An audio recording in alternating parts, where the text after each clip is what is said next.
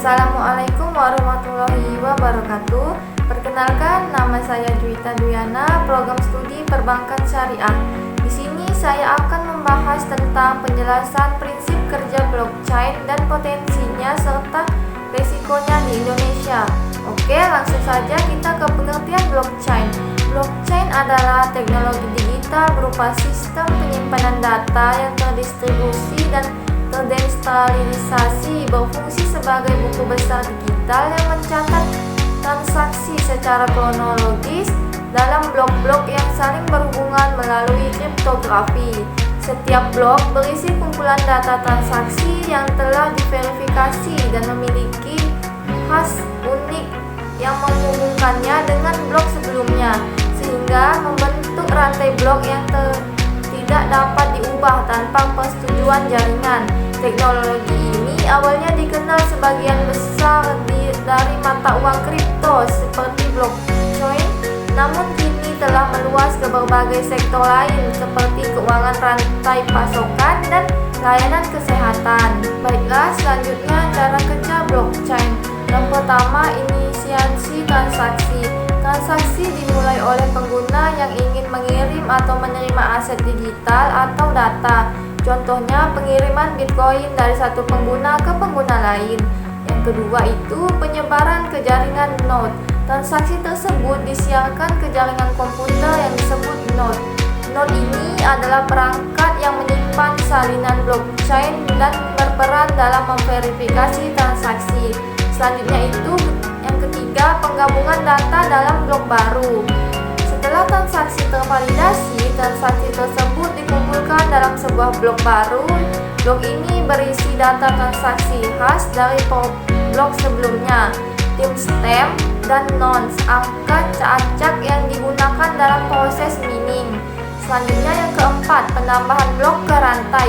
Blok baru yang sudah diverifikasi ditambahkan ke rantai blok yang sudah ada, membentuk sebuah rantai data yang berurutan dan aman, karena setiap blok terhubung dengan blok sebelumnya lewat hash.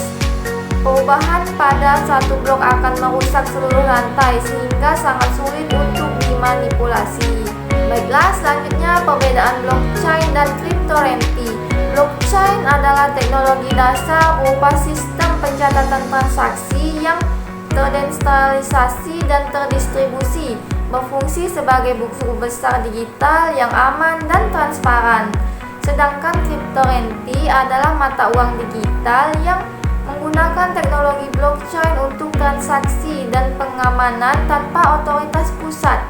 Tujuan blockchain adalah membuat pencatatan transaksi yang aman, transparan, dan efisien dalam berbagai bidang, tidak sebatas pada mata uang digital. Sedangkan tujuan cryptocurrency adalah menyederhanakan dan mempercepat transaksi keuangan digital tanpa perantara, khusus untuk pertukaran nilai. Selanjutnya itu ruang lingkup blockchain. Ruang lingkup blockchain sangat luas, dapat digunakan untuk berbagai aplikasi seperti kontrak pintar, manajemen rental, pasokan, sertifikasi digital, dan lain-lain. Sedangkan ruang lingkup cryptocurrency terbatas pada pertukaran mata uang digital dan transaksi keuangan yang berbasis blockchain. Dengan kata lain, blockchain adalah infrastruktur teknologi, sedangkan cryptocurrency adalah produk digital yang berjalan di atas teknologi tersebut. Baiklah, selanjutnya itu kita akan membahas tentang risiko dan peluang investasi aset kripto di Indonesia. Yang pertama itu risikonya.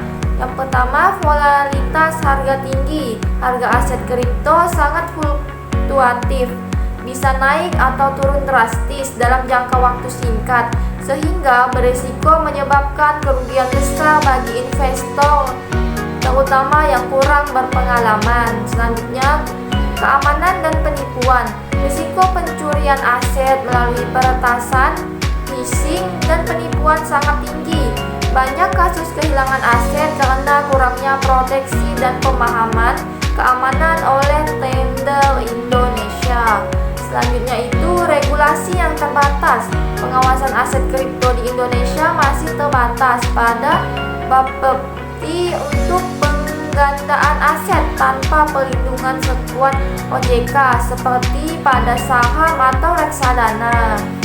Ini membuat investor tidak memiliki badan pengawas yang bisa melindungi jika terjadi suatu masalah. Selanjutnya itu risiko kejahatan kripto. Pengguna selection dalam pencucian uang dan aktivitas ilegal lainnya menjadi ancaman yang perlu diwaspadai oleh investor. Selanjutnya, pengaruh faktor eksternal kebijakan moneter global seperti sikap The Fed dan kondisi ekonomi makro seperti resesi AS dapat mempengaruhi pasar kripto secara signifikan. Yang selanjutnya itu peluang. Potensi keuntungan besar. Harga aset kripto dapat mengalami kenaikan signifikan, memberikan peluang keuntungan besar jika timing dan strategi investasinya tepat. Selanjutnya, pasar yang makin terbuka dan liquid. Minat investor lokal dan global terhadap kripto sangat meningkat. Dan pasar kripto di Indonesia semakin liquid dengan banyaknya aset dan platform resmi yang diakui Bapepti. Selanjutnya itu inovasi dan dukungan politik. Tahun 2025 diprediksi menjadi tahun transformatif dengan dukungan politik dan kemajuan teknologi yang dapat membuka potensi baru di industri kripto. Oke, selanjutnya diversifikasi portofolio. Kripto dapat menjadi alternatif investasi untuk memperluas portofolio dan mengurangi risiko jika dikelola dengan strategi yang tepat. Kesimpulannya, investasi aset kripto di Indonesia menawarkan peluang keuntungan yang menarik, namun diiringi risiko tinggi terutama terkait volatilitas harga, keamanan, dan regulasi yang masih berkembang. Investor disarankan untuk meningkatkan literasi menggunakan platform resmi yang diawasi Bapepti dan menerapkan manajemen risiko seperti diversifikasi portofolio agar investasi lebih aman dan optimal. Itu saja yang dapat saya sampaikan. Apabila ada kesalahan, saya mohon maaf. Saya akhiri. Wassalamualaikum warahmatullahi wabarakatuh.